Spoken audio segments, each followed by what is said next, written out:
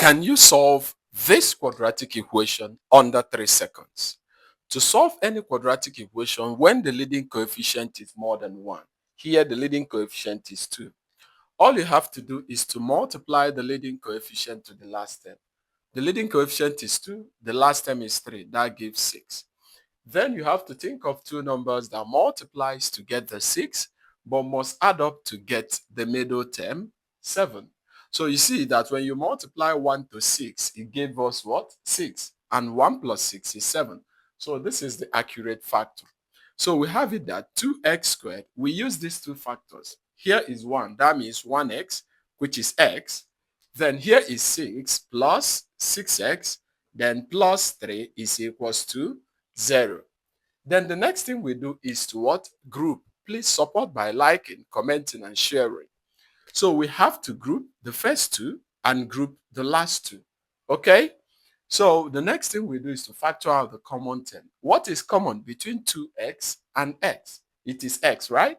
You factor out x, you are left with x divides 2x squared. It will give you what? 2x. X divide x, it will give you 1. Then what is common between 6x and 3x? That's plus 3. Plus 3. If 3 divides 6x, it will give you 2x. If 3 divides itself, it will what? Give you 1, and that's equals to 0. Understand one thing. We have achieved to make these two brackets to be the same. So we use it to form a unit bracket, 2x plus 1. Then the next bracket will be the two factors, x and 3. We have it at x plus 3, and that's 0. When two brackets multiplies to give 0, in quadratic, we equate each term to 0. So we can just say that 2x plus 1 is equals to 0, or we say that x plus 3 is equals to 0. For the first case, we have to subtract 1 from both sides. We have it that 2x is equals to 1 because we subtracted 1 from both sides. This is equals to minus 1.